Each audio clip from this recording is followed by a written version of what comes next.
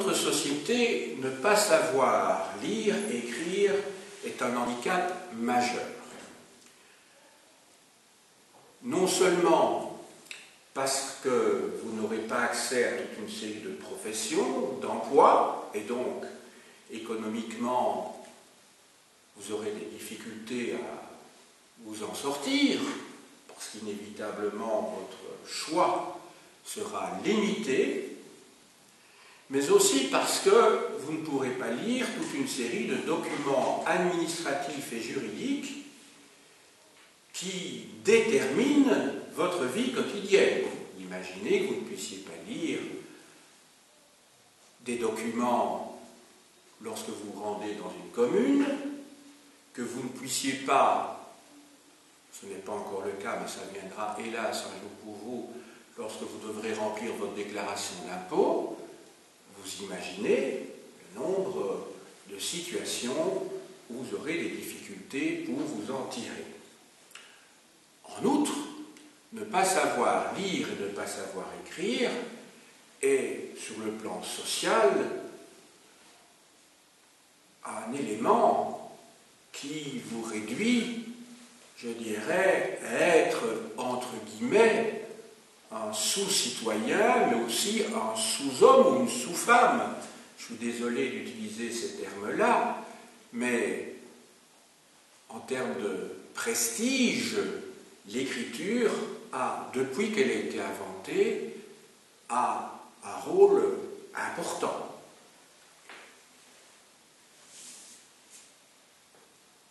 Vous êtes de futurs enseignants et vous savez peut-être, sinon je vous l'apprends, qu'il y a près de 10% d'illettrés dans notre pays, qui est un pays développé, avancé, mais c'est le cas dans un certain nombre de pays d'Europe occidentale aussi.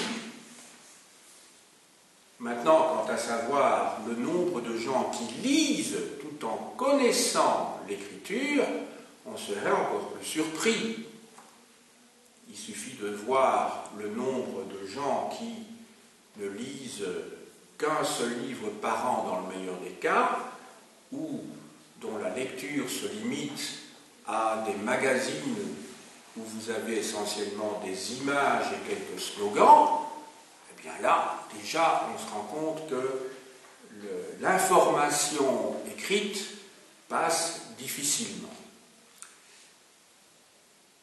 Il importait donc de faire devant vous un cours sur l'origine de l'écriture, mais plus exactement d'étudier la profession de ceux qui ont été les premiers propriétaires, si je puis dire, de cette technique particulière qui est l'écriture.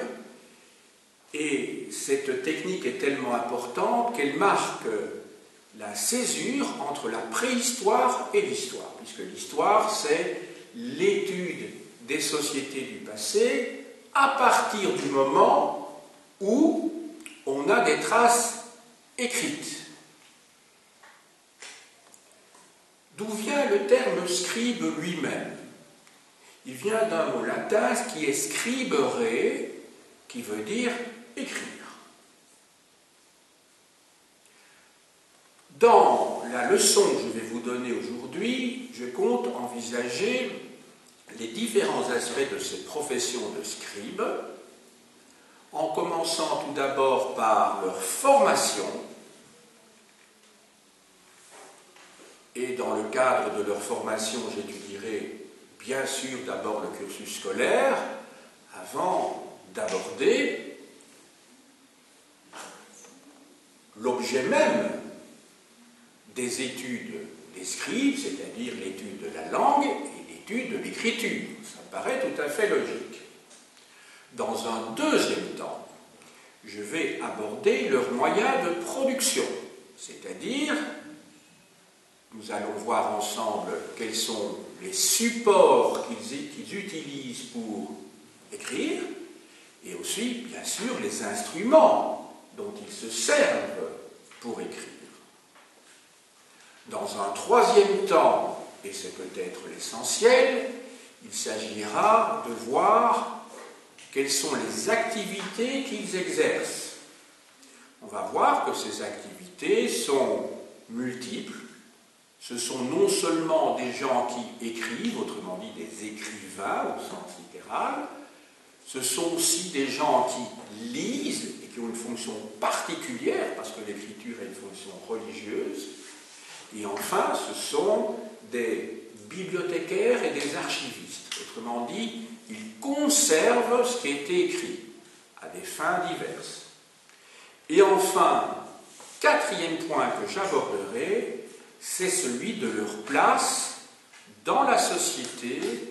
On va étudier dans ce cadre-là leur niveau social, leur revenu, et montrer quel apport symbolique cette fonction leur apporte.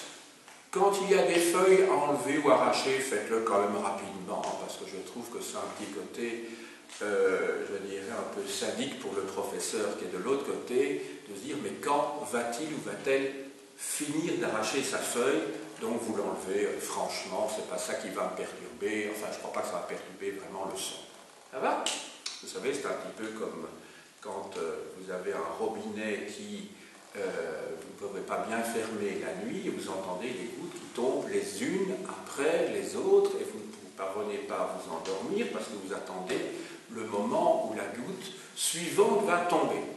Oui, donc ça peut devenir une obsession. Donc vous avez bien compris, ici on n'est pas quand même dans une situation qui doit devenir obsessionnelle. Hein.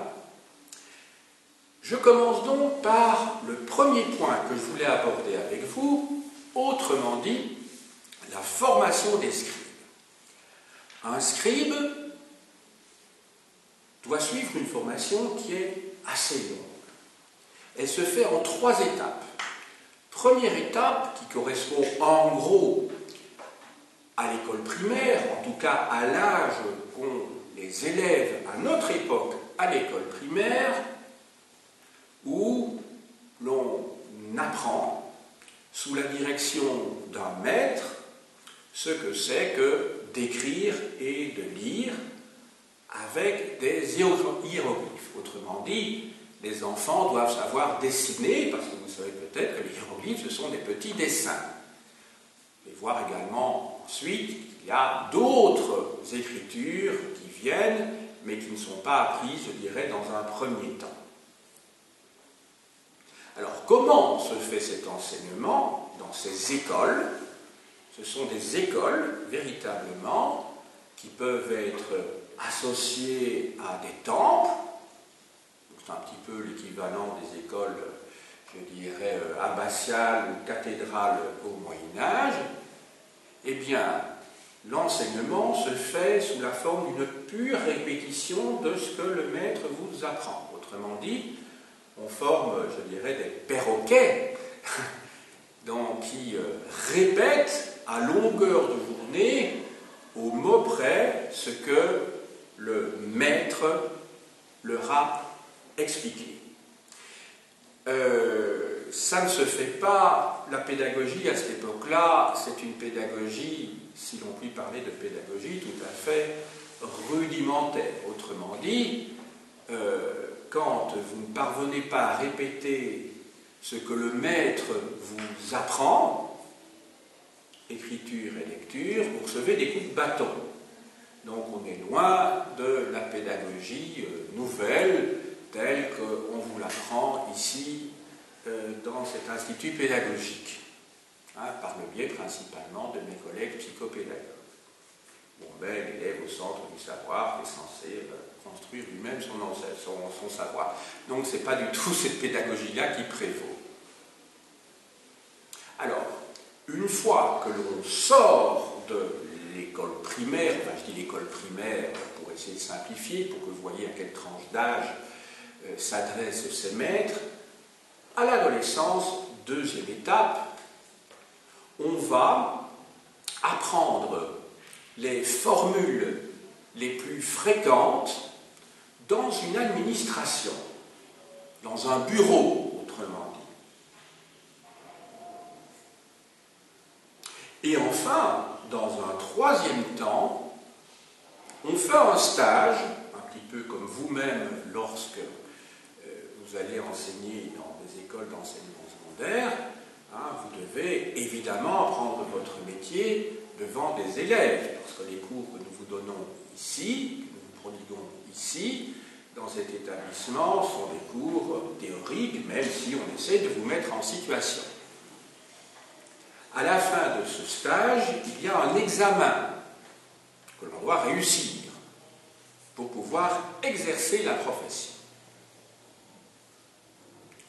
Donc, 3 étapes dans la formation des apprentis scribes.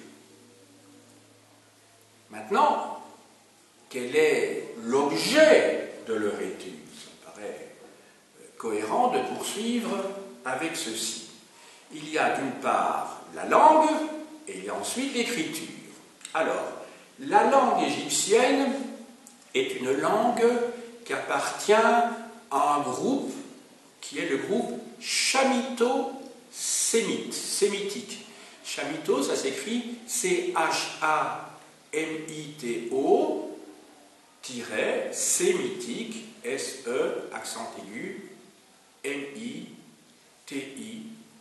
donc le groupe chamito-sémitique, qui est un groupe linguistique que l'on trouve dans le nord-est de l'Afrique et que l'on trouve également au Proche-Orient.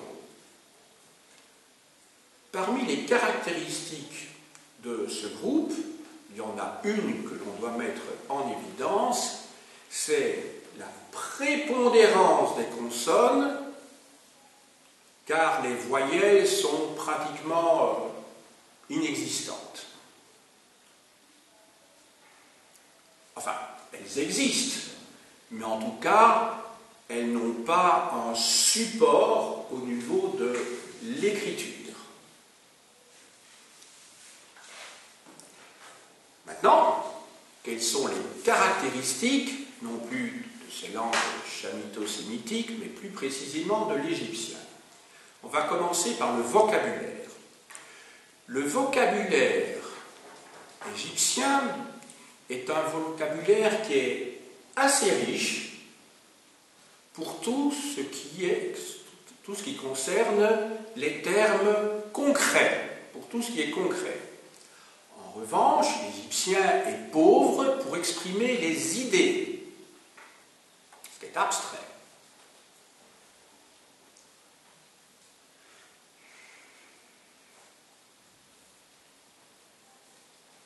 La langue égyptienne a évolué dans le courant de son histoire. Il est évident que pour la période que j'ai mentionnée dans le titre qui se trouve derrière moi au tableau, qui va du 32e siècle avant Jésus-Christ pour les traces écrites que nous connaissons, mais l'égyptien existe avant, bien entendu, la langue égyptienne, bien, et puis je m'arrête à la fin du IVe siècle après Jésus-Christ, plus exactement dans la dernière décennie du IVe siècle, donc de notre ère, c'est la date à laquelle on a la dernière inscription en égyptien dans le temple de Philae, temple sur le Nil.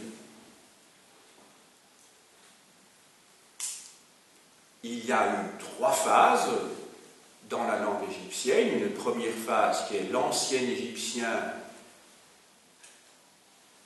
que l'on pratique en gros jusqu'au 3e millénaire avant notre ère. Ensuite, vous avez le moyen égyptien de la fin de l'Ancien Empire, donc c'est-à-dire du 22e siècle avant Jésus-Christ, jusqu'à, je dirais, le XIIIe siècle avant notre ère. On a ce que l'on appelle le moyen, non, on pourrait même dire, oui, le moyen égyptien. Et puis alors, à partir comment dirais-je, de la fin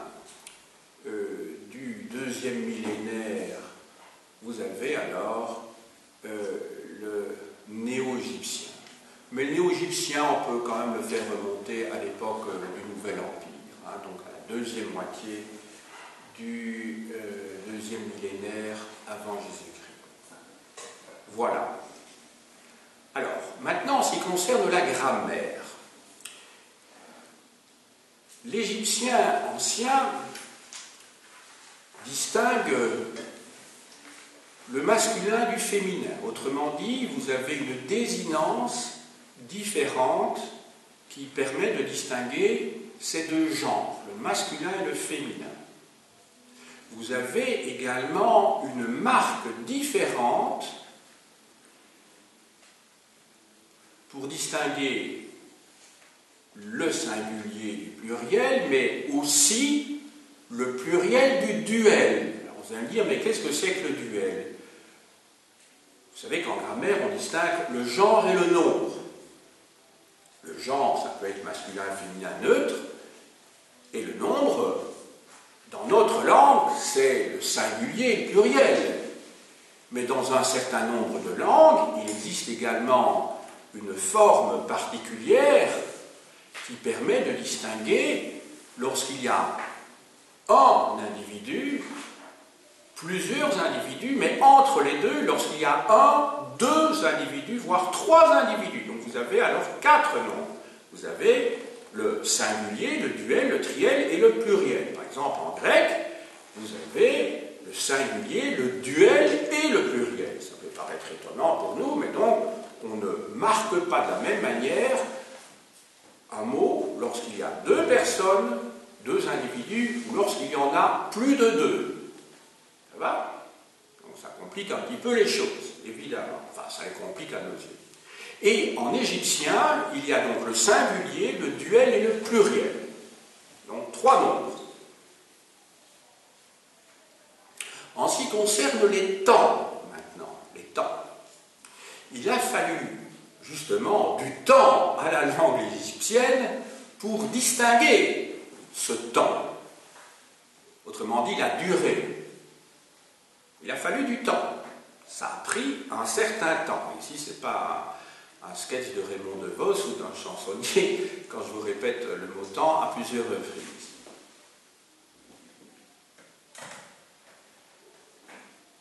Il a fallu du temps, justement, pour que l'on distingue le perfectif qui marque une action achevée et l'imperfectif qui marque une action inachevée. Vous connaissez peut-être en anglais, enfin même certainement, le temps qu'on appelle le perfect, pour dire que l'action est achevée. En français d'ailleurs, quand vous utilisez le passé simple, il s'agit d'un moment déterminé dans le passé. Lorsque vous utilisez l'imparfait, vous exprimez une action ou un état qui est inachevé dans le passé. Entendu? Voilà. Quelques caractéristiques parmi d'autres de la langue égyptienne. Nous allons passer maintenant à l'écriture. L'écriture égyptienne, et ça je ne vous apprends rien, est constituée à l'origine, et je dirais même jusqu'au bout, par des petits dessins, mais pas seulement. Donc l'écriture égyptienne, ce ne sont pas seulement les hiéroglyphes, on va voir qu'il y a aussi d'autres écritures qui sont dérivées des hiéroglyphes. Dérivées, je dis. Alors, les hiéroglyphes, c'est quoi? Étymologiquement, cela signifie des inscriptions, puisque glyphe veut dire inscription, sacrées. Donc, n'oubliez pas que l'écriture a une origine sacrée, ou en tout cas qu'on lui attribue un caractère sacré. Vous savez, le rapport entre l'écriture et la religion, c'est quelque chose que nous avons tout à fait oublié, mais pensez chez les chrétiens, lorsque l'on parle de saintes écritures,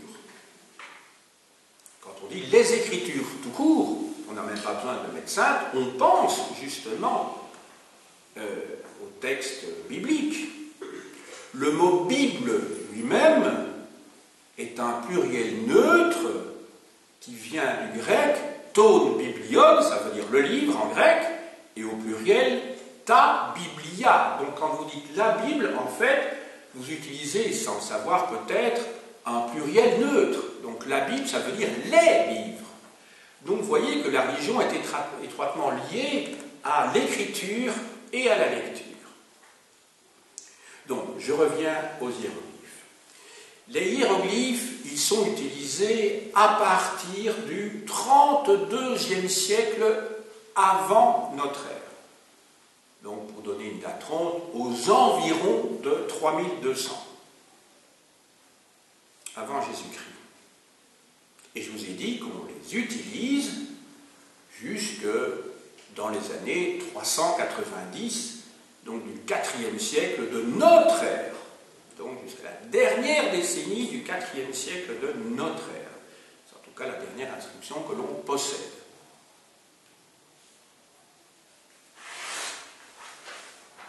Ces hiéroglyphes, on va donc les utiliser pendant plus de 3500 ans. Alors, est issue de l'hiéroglyphe, cette première écriture, une autre écriture, mais qui renvoie également aux religieux, étymologiquement, c'est l'hiératique. L'hiératique.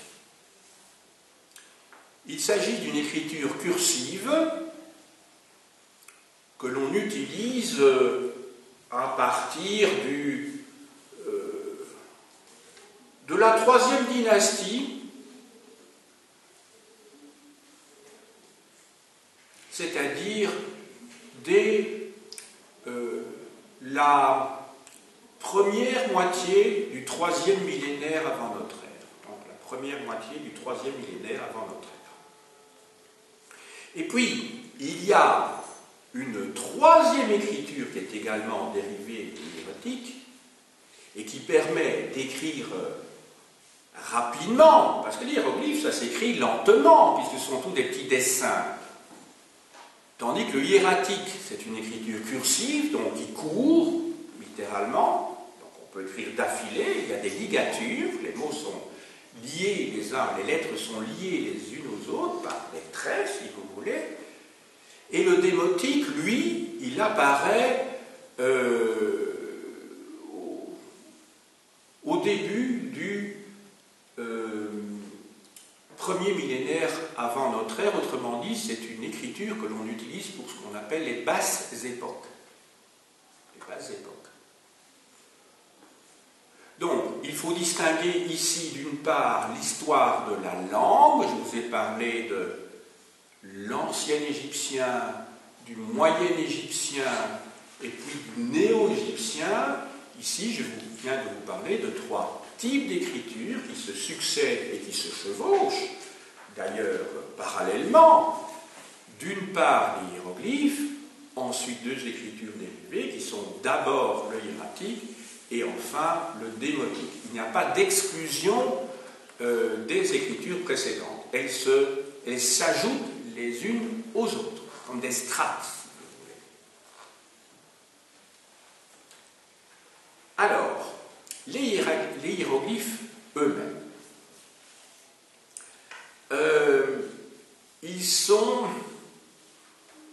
ils peuvent posséder plusieurs valeurs. Un hiéroglyphe, je vous l'ai dit tout à l'heure que c'est une langue chamito-sémitique et que donc on écrit les consonnes, et par conséquent, c'est comme en arabe ou en hébreu, on écrit les consonnes. En arabe et en hébreu, pour marquer les voyelles, on utilise des signes diacritiques, c'est-à-dire des petits signes que l'on met en dessous ou au-dessus des lettres qui représentent des consonnes. En arabe, ça ressemble à des petites virgules, souvent, ou des accents. En hébreu, l'hébreu biblique, en tout cas, vous avez des petits signes, des petits points, des équerres, qui vous dit qui vous permet de vocaliser les consonnes. Ça va vocaliser les consonnes. Alors, en ce qui concerne l'égyptien, les signes peuvent avoir plusieurs valeurs. La première valeur, ce sont des idéogrammes. Donc, les lettres, puisque gramma en grec veut dire lettre, ce sont des lettres qui expriment une idée. Mais je viens de vous dire, juste avant ceci, qu'il y a aussi des phonogrammes. Donc les lettres n'expriment pas des idées, mais elles expriment des sons, des phonogrammes. Alors, comme il s'agit de consonnes, chaque hiéroglyphe peut représenter le son d'une consonne, de deux consonnes, voire de trois consonnes. Donc dans un seul caractère, dans un seul hiéroglyphe, vous pouvez voir une, deux ou trois consonnes qui sont donc rassemblées sous un symbole unique. On appelle un graphème aussi. Hein.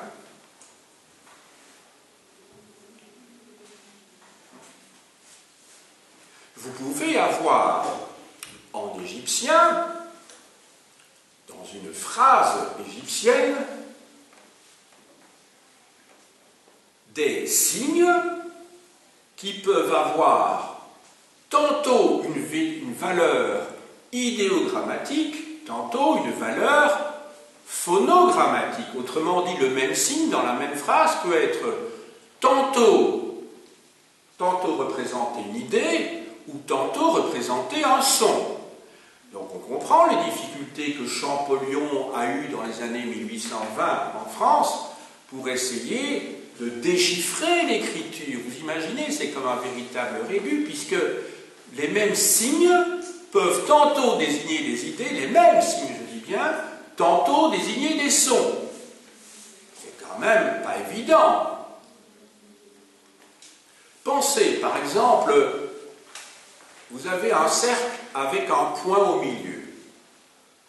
Dans un premier temps, ça peut représenter le soleil lui-même, l'objet, le disque solaire.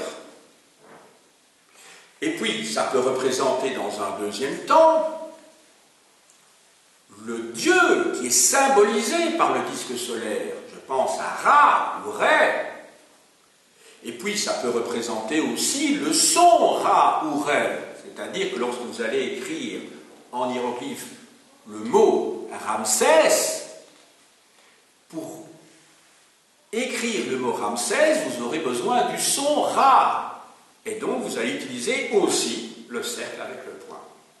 Donc, vous imaginez, Champollion, quel travail il a dû faire. Il a pu, grâce à la fameuse pierre de Rosette, hein, qui date du début du IIe siècle avant Jésus-Christ, et trouvée par un capitaine français de l'armée du général Bonaparte en Égypte, dans la dernière décennie, donc en 1798, donc en Égypte, eh bien, heureusement, cette pierre de Rosette comprenait à la fois des hiéroglyphes, une écriture de démotique, et puis enfin du grec. Le grec, on pouvait lire sans aucune difficulté, et c'est grâce au grec que l'on a pu déchiffrer, enfin Champollion a pu déchiffrer les hiéroglyphes. Et comment a-t-il fait? Il a remarqué qu'il y avait un certain nombre de mots dans les hiéroglyphes qui revenaient plusieurs fois, qui étaient entourés, qui étaient insérés dans des cartouches, c'est-à-dire des sortes de rectangles qui sont arrondis sur les bouts, donc des cartouches. Et il s'est dit, mais ça doit être le nom du roi, ou quelqu'un de très important. Et comme ça revenait plusieurs fois, il a été voir dans le texte grec s'il n'y avait pas la référence justement à un roi. Il se fait que le terme Ptolémaios, qui est le nom du roi de cette époque-là, donc début du IIe siècle avant Jésus-Christ, apparaissait plusieurs fois. Il a mis en parallèle donc le mot Ptolémaios en grec et d'autre part les signes qui étaient dans les cartouches, et c'est à partir de là qu'il a pu donc commencer à identifier les premiers hiéroglyphes. Et puis il a continué, mais le problème, je vous ai dit, c'est qu'il y a donc les mêmes signes qui peuvent dire à certains moments des idées, un moment des sons. Et que certains signes peuvent comprendre une consonne, peuvent signifier une consonne, deux consonnes ou trois consonnes. Vous imaginez, hein? Donc à une époque où il n'y avait pas d'ordinateur, hein, parce que maintenant avec les ordinateurs, on pourrait faire des tas de combinaisons possibles et on tapote, hein, et puis alors on voit ce que ça donne. Et on reprend ce qui est de l'ordre du possible. Hein, voilà. Voilà. Donc vous avez bien retenu donc, que dans l'écriture égyptienne, il y a différents types d'écriture. L'écriture cursive étant destinée à l'administration, bien sûr, principalement, mais pas seulement, tandis que les hiéroglyphes, on les trouve principalement dans le cadre de messages plus solennels, dans les temples, lorsqu'il s'agit de messages religieux. Ça va?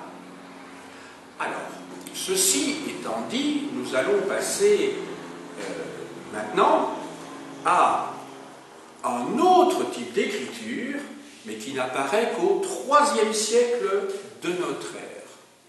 Il s'agit toujours de signes relatifs à la langue égyptienne, mais dans une écriture d'un tout autre type, c'est le copte. Le copte, c'est l'écriture utilisée par les Égyptiens à partir du IIIe siècle et qui utilise un alphabet, il s'agit en fait d'un alphabet grec auquel certains signes démotiques ont été ajoutés, de l'écriture démotique. Parce qu'il faut pouvoir rendre compte de sons qui ne correspondent à aucune lettre en grec. Au IXe siècle de notre ère, 8e, 9e siècle de notre ère, deux moines byzantins ont dû également ajouter des caractères à l'alphabet grec lorsqu'il y a eu la conversion des peuples slaves. C'est ainsi qu'a été inventée l'écriture cyrillique du nom du moine qui a inventé cette écriture. Et l'écriture cyrillique, c'est bien d'autre que du grec. On l'utilise dans l'écriture russe, l'écriture bulgare, l'écriture serbe, l'écriture macédonienne, par exemple. Et donc, c'est en fait du grec auquel on a dû ajouter un certain nombre de caractères nouveaux pour rendre compte de sons qui existaient en slavon à l'époque, c'est l'ancêtre du slave, et dont les caractères grecs ne pouvaient pas rendre compte. Je passe maintenant, après avoir être étendu, évidemment tout dépend du niveau de ceux à qui on s'adresse, alors ça peut paraître long, mais en fait c'est très court, c'est un extrême résumé que je vous ai donné ici. On va passer maintenant aux moyens de production. Les moyens de production, je vous l'avais dit en introduction, ils sont de deux types. Le premier type, c'est d'abord le support, et deuxième type, ce sont les instruments de travail des scribes. Je commence donc par les supports. Le support le plus connu, mais qui se conserve moins bien, même si on en a quand même de nombreux exemplaires grâce au climat particulier de l'Égypte, qui est sec et donc permet la conservation de ce support, ce sont les papyri. Les papyri, il s'agit en fait d'une plante qui vit, qui est cultivée ou qui existe à l'état naturel d'ailleurs, le long du Nil, qu'il faut couper, qu'il faut traiter, qu'il faut entrecroiser, puis alors là, il faut d'abord les sécher, on entrecroise, et puis alors là, il va falloir, avec une colle particulière, lisser tout ça pour qu'il n'y ait pas d'aspérité, et on va pouvoir écrire dessus.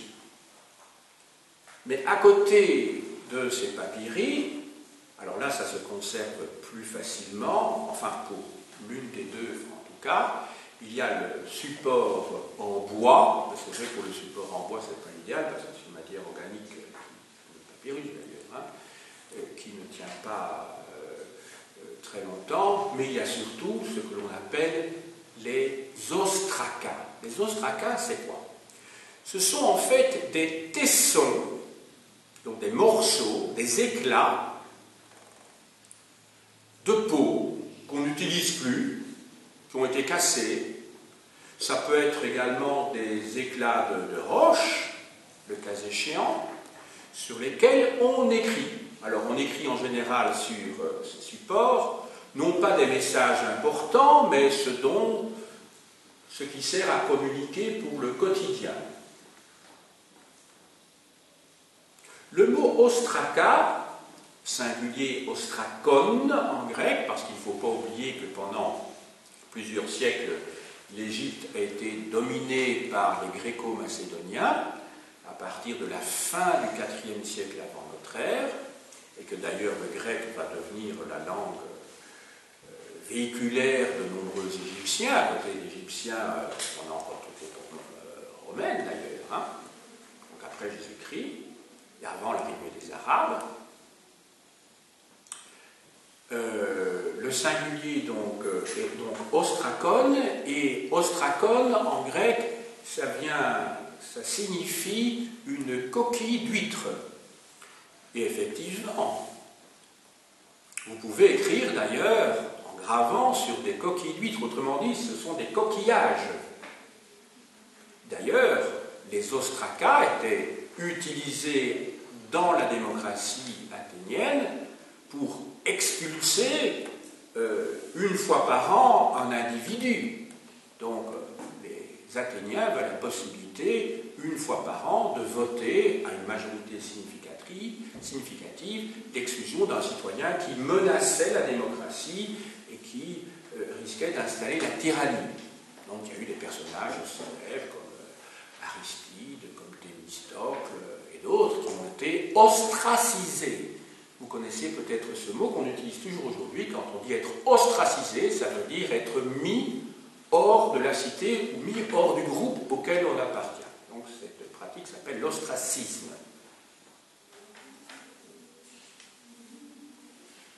Alors maintenant, les instruments. Alors l'instrument, c'est d'abord le calame. Le calame, alors vous connaissez peut-être l'expression lapsus, tout le monde connaît, mais on peut dire un lapsus linguae, ça veut dire c'est quand vous exprimez et que vous dites quelque chose qui n'est pas ce que vous vouliez dire, mais qui révèle vraisemblablement votre inconscient. Ce serait gentil de fermer la fenêtre. Alors, merci, c'est gentil, beaucoup mieux comme ça. Donc, on parle de lapsus calami, donc ça veut dire que vous trébuchez, vous tombez littéralement, puisque lapsus vient d'un mot latin qui est labi, le verbe labi, tomber, donc ça veut dire que vous trébuchez dans votre manière de vous exprimer. Excusez-moi, dans le cas du lapsus linguae, un lapsus de langue. Et le lapsus calami, c'est quand vous écrivez quelque chose que vous ne vouliez pas dire et que vous ne voyez même pas la relecture, et puis vous envoyez, vous savez, hein, vous envoyez un mail et vous dites non, d'une pipe, c'est pas ça que je voulais dire, je dis le contraire de ce que je voulais dire. Je mets la négation alors que justement, je voulais positiver. Ben, sans doute que vous manifestez par là votre désir profond. Et donc ce mot, calame, vous le connaissez par ce biais-là. Donc, un calame, c'est donc une plume. C'est donc un roseau qui a été taillé en pointe et qui va servir donc pour l'écriture. Alors, on utilise, d'ailleurs, sur la palette du scribe, il y a 2 pastilles solides que l'on humidifie. Une de ces pastilles est rouge et l'autre noire. Et on l'humidifie pour écrire. Alors, on utilise l'encre rouge pour les titres et on utilise l'encre noire pour rédiger l'ensemble du texte. Remarquez que dans notre langue, il y a un mot qui est resté et qui, étymologiquement, renvoie à cette idée d'importance et de titre. C'est le terme rubrique. Remarquez, quand on dit une rubrique, c'est un mini-chapitre, une rubrique, vous êtes bien d'accord? Eh bien, ça vient du mot ruber, R-U-B-E-R, qui en latin veut dire rouge. Parce que, au Moyen-Âge, les scribes, lorsqu'ils écrivaient, ils voulaient mettre en évidence un paragraphe, la première lettre était toujours en rouge. Et donc, de là vient le terme rubrique. La première lettre était en rouge, voire le premier mot était en rouge. Donc, vous avez compris, donc, les titres sont en rouge, le texte suivi est en noir, et maintenant, nous allons pouvoir passer donc aux activités des scribes. Que font-ils? Quelle est leur mission?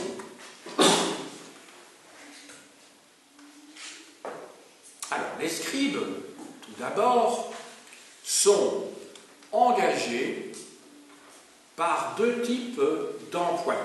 Le premier type d'employeur, c'est le pharaon, c'est l'administration royale.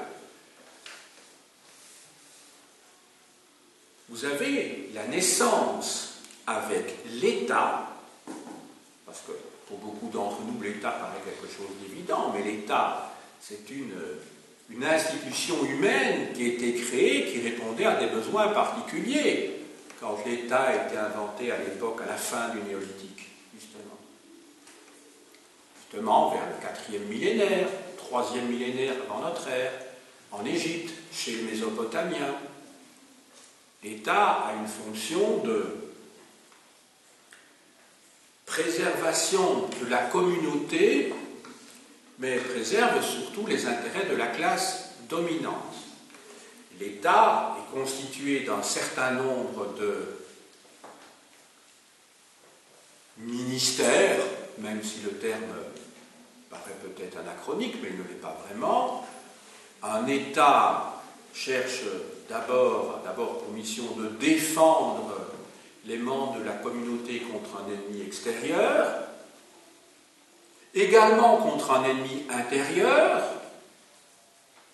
L'État perçoit des impôts pour remplir ses missions, et l'État doit également avoir des activités de type diplomatique pour essayer de résoudre des conflits potentiels avec ses voisins. L'État a enfin une mission de maintien de l'ordre par la justice. Il sert d'arbitre. Autrement dit, vous voyez bien que derrière les 4 ou 5 fonctions que je viens d'énoncer, on peut identifier le ministère de la Défense, le ministère de l'Intérieur, le ministère de la Justice, le ministère des Affaires étrangères et enfin le ministère des Finances. Tous ces ministères constituent ce qu'on appelle les matières régaliennes, c'est-à-dire les matières qui sont à l'origine de l'État lui-même et que l'on trouve par exemple en Égypte. Mais l'État a d'abord pour fonction, ou aussi pour fonction, de défendre les intérêts de la classe dominante.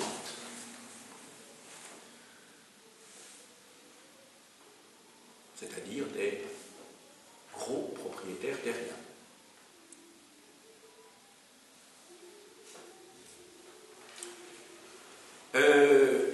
Alors, vous allez me dire, mais les scribes là-dedans, qu'est-ce qu'ils ont à faire? Ben, à partir du moment où vous avez un État, vous avez la naissance d'une bureaucratie.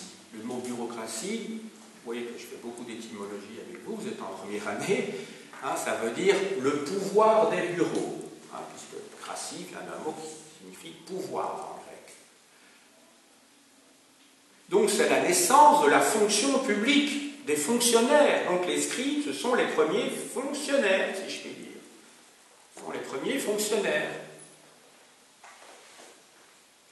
Alors, ces scribes travaillent pour l'administration royale, pour le pharaon donc, mais vous avez également de très nombreux scribes qui travaillent pour cet État dans l'État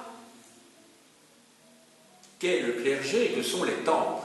Parce que les temples étaient très nombreux et très puissants dans l'Égypte ancienne, n'oubliez pas que le pharaon est chef de l'État, mais c'est avant tout un prêtre. Il est à la fois homme, mais il a un caractère quand même semi-divin. Il a un caractère divin. Donc la religion sert de ciment à l'idéologie pharaonique. Je dirais même que c'est le fondement de l'idéologie pharaonique. Le pharaon exerce son pouvoir parce qu'il représente le monde céleste sur terre. Donc quand il arrive quelque chose au pharaon, les Égyptiens se mettent à paniquer, parce que ça peut être le signe d'un grand désordre dans le pays. Le pharaon a pour fonction d'éviter le chaos. Sa fonction est donc de maintenir l'ordre voulu par les dieux sur terre. Donc, vous expliquez que les scribes peuvent avoir une fonction d'abord dans l'administration royale, étatique, ensuite dans les temples, et vous n'imaginez pas combien de personnes pouvaient travailler dans certains temples. Dans son temple d'Amon à Thèbes, il y avait plusieurs milliers de personnes qui travaillaient pour le temple. Ce sont, vous pouvez imaginer, des superstructures qui sont en même temps des agrobusiness d'ailleurs. Les temples possédaient de vastes propriétés qui avaient été accordées par le pharaon, qui avaient été données par le pharaon, toujours dans ce souci d'équilibre de la société et de l'organisation du monde. Il y a aussi des gros propriétaires fonciers, des membres de l'aristocratie, des proches du pharaon qui emploient des scribes. Donc, il y a donc, retenez bien, des employeurs publics, mais il y a donc aussi des employeurs privés.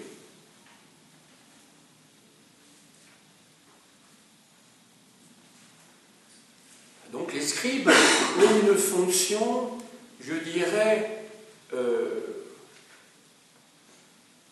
bien entendu, ce sont des gens qui savent écrire, qui sont capables de lire, mais je ne vous ai pas encore dit quelle est leur fonction en tant que, justement, fonctionnaire. C'est redondant ce que je dis, mais enfin, c'est ça. C'est que ce sont eux qui vont servir de géomètres, ce sont eux qui vont déterminer ce que doivent les paysans pour la parcelle qu'ils occupent, et donc ça va déterminer le montant des impôts, donc ils vont déterminer l'assiette de l'impôt. Ils n'ont donc pas qu'une seule fonction fiscale, ils ont une fonction de juge également. Les juges étaient des scribes, en fait. Donc ils ont une fonction fiscale, ils ont une fonction judiciaire, ils ont également une fonction dans le domaine des travaux publics. Ce sont les scribes qui déterminent là où il va falloir creuser des canaux d'irrigation pour permettre les cultures le plus avant à l'intérieur des terres à partir du Nil. Le Nil, ne l'oubliez pas, est la colonne vertébrale de l'Égypte. L'Égypte n'existe que parce qu'il y a le Nil. Sinon, c'est un désert, c'est le Sahara. Et enfin, vous avez deux autres missions, c'est que les scribes peuvent jouer le rôle également de prêtres lecteurs. C'est quoi des prêtres lecteurs? Les prêtres lecteurs, ce sont des scribes, enfin des prêtres en fait, qui ont le monopole de lire les écritures sacrées. Et il ne faut pas se tromper au moment de la lecture, car les Égyptiens sont très superstitieux et ça peut amener des catastrophes, tout cela. Donc, il faut suivre mot à mot. Je ne sais pas si vous avez déjà vu, ne fût-ce que des reportages dans une synagogue. Voilà, vous allez dire, ce sont les Juifs, mais enfin, peu importe, c'est la même région. Et ils sont issus, je dirais, de traditions voisines. Si vous voyez le chant, si vous voyez celui qui tient le sceptre, puisqu'on ne peut pas toucher le rouleau de la Torah, donc à l'intérieur, Ils sont avec un ceps, c'est-à-dire avec une petite main qui est au bout d'un bâton, et l'on suit la lecture, enfin ici je fais de gauche à droite, en fait je devrais faire ça de droite à gauche, puisque l'hébreu se lit, comme l'arabe d'ailleurs, de droite à gauche. On va voir que pour l'Égyptien, ce n'est pas le cas, parce que l'Égyptien peut se lire de gauche à droite ou de droite à gauche. Je vais vous expliquer alors comment on fait pour savoir dans quel sens il faut lire. Bon. Alors, donc, et il y a des mots qu'il ne s'agit pas de prononcer. Quand vous lisez la Torah, c'est-à-dire ce que les chrétiens appellent l'Ancien Testament, c'est-à-dire la Bible des Juifs, tout simplement, le nom de Dieu ne peut pas être prononcé, le nom de Dieu est indicible, il est innommable, on ne peut pas prononcer, c'est un sacrilège. Et alors au-dessus des caractères, ce qu'on appelle le tétragramme, c'est-à-dire les 4 consonnes qui signifient le nom de Dieu, c'est-à-dire Yahvé, au-dessus, il est marqué Adonis. Parce qu'on peut dire Adonis, qui est un synonyme, si je puis dire, du nom de Dieu, mais le nom de Dieu lui-même ne peut pas être prononcé. Donc les Égyptiens, ils fonctionnent un petit peu de cette manière-là. Il y a des choses à propos desquelles on doit faire très attention, sinon il y a sacrilège, et s'il y a sacrilège, l'ordre du monde peut être bouleversé. Il peut y avoir le chaos. Donc, retenez, les scribes, ce sont d'abord des écrivains, si je puis dire. Ce sont ensuite des lecteurs, mais des lecteurs qui ont une fonction particulière dans le cadre de l'exercice du culte, de la religion. Et puis alors, je l'avais annoncé en introduction, les scribes sont aussi, puisqu'il s'agit d'administration, puisqu'il s'agit de temple, ce sont aussi des conservateurs. Comme on dit, un conservateur de musée. Ce sont des bibliothécaires et des archivistes. Et c'est une mission très importante, puisque les écrits sont la mémoire d'une administration, sont la mémoire d'un temple, peuvent être tout simplement la mémoire du peuple, grâce aux histoires. Alors, j'en arrive maintenant à la dernière partie du cours, c'est la 4e ou la 5e, je ne sais plus où j'en suis, je crois que c'est la 4e. C'est la situation économique des scribes dans la société, la situation économique et sociale. Sur le plan économique, les scribes, être scribe, ça peut vous amener à accéder aux plus hautes fonctions, à être très bien rémunéré, d'être près du pouvoir, mais ça peut aussi, pour beaucoup d'entre eux aussi, les conduire à être des scribouillards, c'est-à-dire des petits fonctionnaires qui vivent dans une situation médiocre. Donc il ne faut pas imaginer que le statut des scribes soit homogène. Il y a des scribes qui sont aisés, et il y a des scribes qui sont des ronds de cuir, quoi. Des petits fonctionnaires.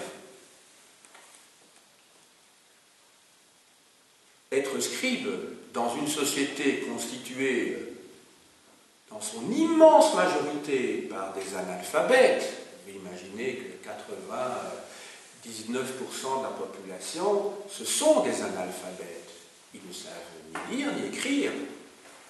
Eh bien, être scribe, c'est une situation prestigieuse. Ce sont ceux qui peuvent comprendre des choses mystérieuses. N'oubliez pas que l'écriture a une fonction religieuse d'abord. Ils peuvent lire des choses mystérieuses. Or, donc, ça donne envie. Et en même temps, ce sont des gens qui inspirent la crainte. Crainte qui peut d'ailleurs être très utile lorsqu'ils exercent leur métier de fonctionnaire. Donc, ça leur donne une puissance symbolique aussi. D'ailleurs, à l'heure actuelle, je crois aussi que des gens qui peuvent lire des écritures diverses, si vous pouvez lire le chinois, l'arabe, l'hébreu, etc., que vous pouvez faire tout ça en même temps, vous serez quelqu'un de très respecté, même si la grande majorité des gens s'en fichent complètement, ils vont dire oui, c'est voilà. Quel est l'intérêt d'apprendre tout ça? Mais ça peut, dans certains milieux intellectuels, en tout cas, vous donner beaucoup de prestige en disant « Ah, ça c'est un savant, c'est un érudit ». Vous savez d'où vient le mot érudit? Ça vient de deux mots latins, hein, vous mettez ça en parenthèse, ce n'est pas vraiment dans le cours. Hein. Vous avez d'abord un préfixe qui est « et », ça vient de « ex » en latin, qui veut dire « hors de », et « rudis » en latin, R-U-D-I-S, ça veut dire « ordinaire ». Donc un érudit, c'est quelqu'un qui sort de l'ordinaire. C'est ça un érudit. Donc vous voyez, je crois que c'est tout à fait applicable aux scribes de l'Antiquité égyptienne. Ce sont des gens qui sortent de l'ordinaire, qui en font des gens à part. Comment accède-t-on à cette profession? Comme longtemps dans nos sociétés, et encore aujourd'hui, mais de moins en moins, je dirais, depuis un siècle. Hein. Et ça a été le cas, en tout cas, des sociétés traditionnelles jusqu'il y a peu. Maintenant, on est dans une société où il y a une mobilité sociale. Pas pour tout le monde, hein, mais en gros, on peut dire qu'il y a une certaine mobilité sociale. On est scribe parce que son père était scribe. Autrement dit, il y a un accès à la profession qui est héréditaire.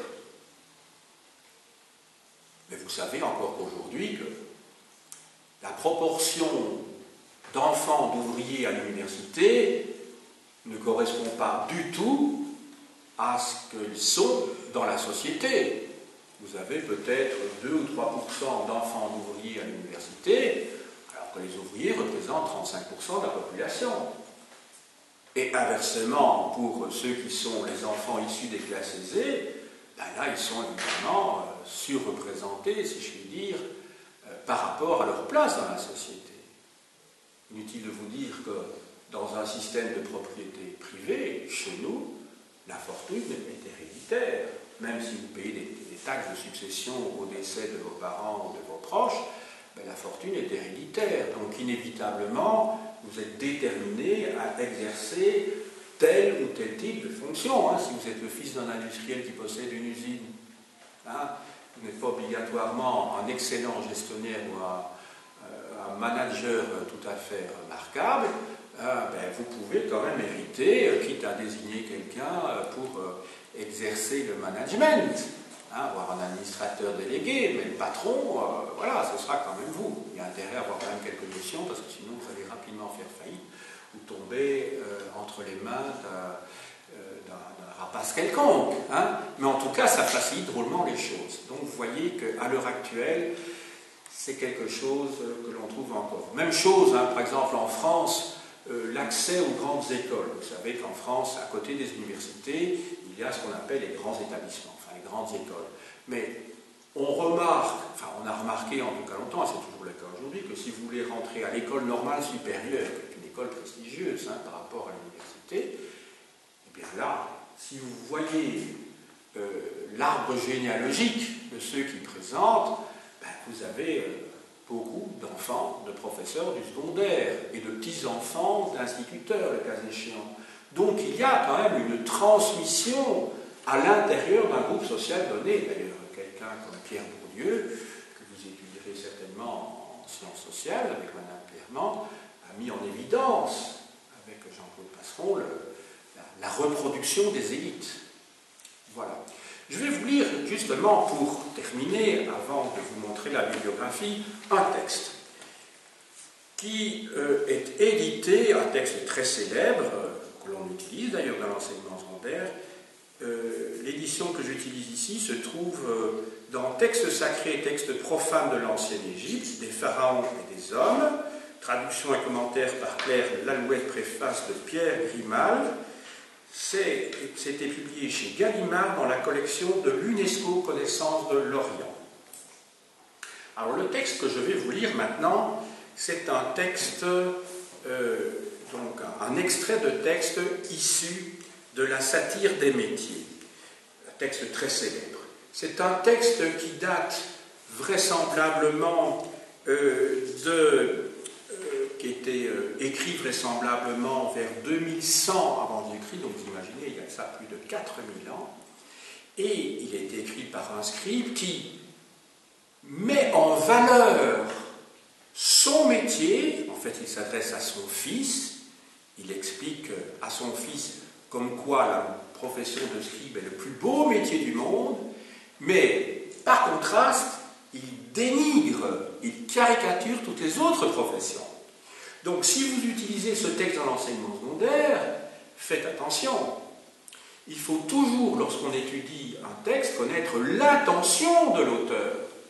Si vous lisez au premier degré et que vous ne faites pas de critique historique, vous allez dire, mais voilà, il décrit le d'un boucher, d'un paysan, etc. Voilà ce qu'était la condition d'un paysan, d'un boucher ou d'un boulanger sous l'Ancienne Égypte. Alors je ne dis pas que tout est faux, mais il faut essayer de... Enfin, c'est pas il faut essayer, on doit distinguer ce qui, d'une part, enfin, essayer de distinguer ce qui relève d'un regard objectif, et d'autre part, ce qui correspond à l'intention de l'auteur. L'auteur veut, par contraste, expliquer à son fils combien la profession de scribe est une belle profession. Ce texte, on le comprend, a été lu et recopié très souvent par les scribes. Pourquoi? Parce que justement, ça les valorisait par la suite. Et ce texte, donc, je vais vous en lire donc, des extraits, a été surtout connu par de multiples copies qui datent de la 19e dynastie, c'est-à-dire l'époque du XIIIe siècle avant notre ère. Alors, je vais commencer par ceci. Attendez, il faut que je le retrouve. Maintenant, voilà. Donc, c'est le scribe qui parle à son fils. Il lui dit donc, « J'ai vu celui que l'on battait, oui. J'ai vu j'ai vu celui que l'on battait. Aussi, place ton cœur à la suite des livres. J'ai contemplé celui qui était délivré des travaux manuels. » Vous voyez, on trouve déjà, il y a 4000 ans, la distinction entre les intellectuels et les manuels. Les intellectuels étant placés au-dessus des manuels. Vois-tu, rien ne surpasse les livres. C'est comme un bateau sur l'eau. Lis jusqu'à la fin le livre de Kémite, tu trouveras en lui cette sentence qui dit « Le scribe, toute place dans la résidence est ciel. » La résidence, c'est le palais, le palais du pharaon. Et il n'y est pas pauvre.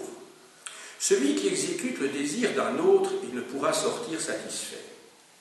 Je ne vois pas de fonction comparable à celle de scribe dont il puisse être question dans ce discours. Je te tiens. Je voudrais faire en sorte que tu aimes les livres plus que ta mère, et je voudrais que leur beauté pénètre ton visage. Être scribe est la plus grande de toutes les professions, il n'y en a point de semblable dans le pays. Lorsqu'il a commencé de grandir, même s'il est encore un enfant, déjà on le salue. On l'envoie pour transmettre des messages, et il ne revient pas pour se vêtir du tablier, donc pour travailler comme un manuel, parce que le travail manuel salit. Je n'ai pas vu de sculpteur en mission, ni d'orfèvre que l'on dépêcha. Puis après, il critique toutes les professions, les forgerons, les menuisiers, les tailleurs de pierre, l'arracheur de papyrus, le potier, le maçon, le charpentier, le jardinier, le travailleur des champs, le tisserand, le chasseur, le courrier, le chauffeur, le cordonnier, le blanchisseur, l'oiseleur, le pêcheur. Vous voyez, si vous lisez tout ceci, c'est un texte très important, c'est une source première, faites attention quand vous travaillez avec vos élèves. Il faut bien faire de la critique historique. Je vais vous apprendre ça, la critique historique.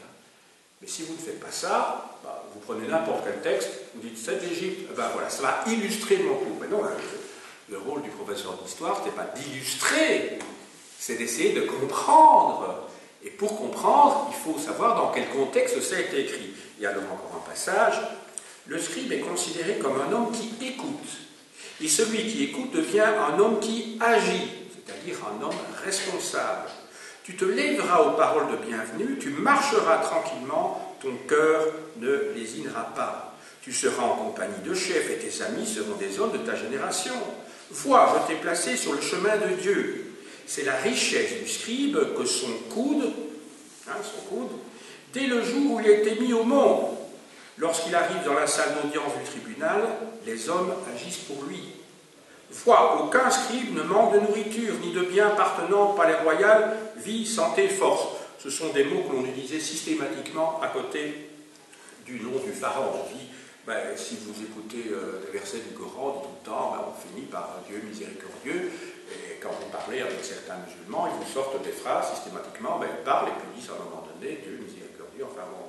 des phrases, des formules, en tout cas, on se dit mais qu'est-ce que ça vient faire, mais systématiquement, ou glorieux est son nom, ou des choses comme ça. Alors,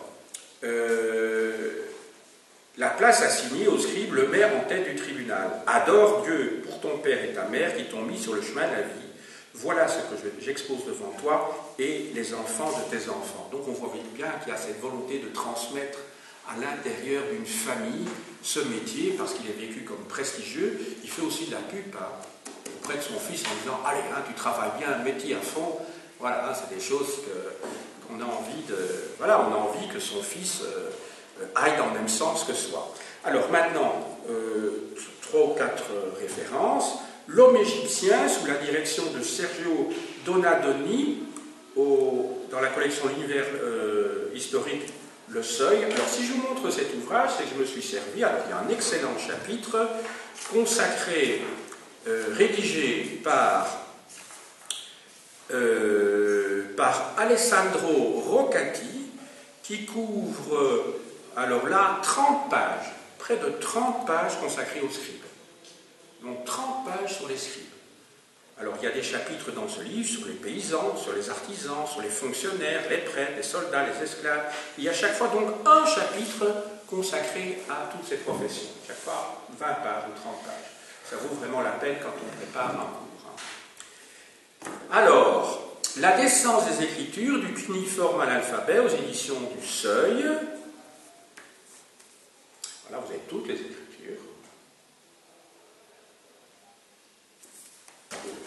Dans les dossiers d'archéologie février 2001, numéro 260, l'écriture, ses diverses origines.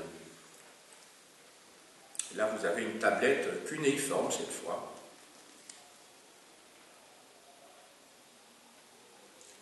Et alors, je vois qu'il y a donc un court article qui s'intitule « L'écriture de la civilisation pharaonique » par Pascal Vernus, qui est un grand égyptologue, qui fait 5 pages.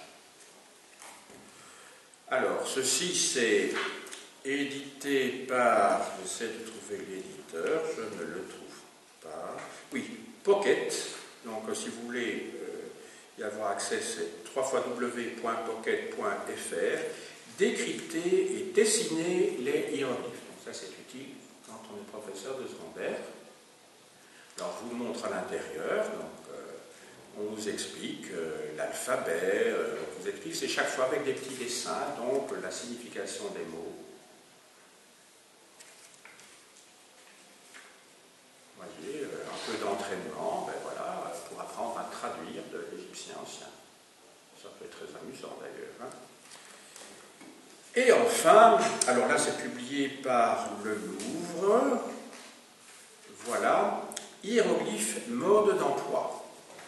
C'est un tout petit recueil qui fait 40 pages, et je vous en montre donc des pages à l'intérieur.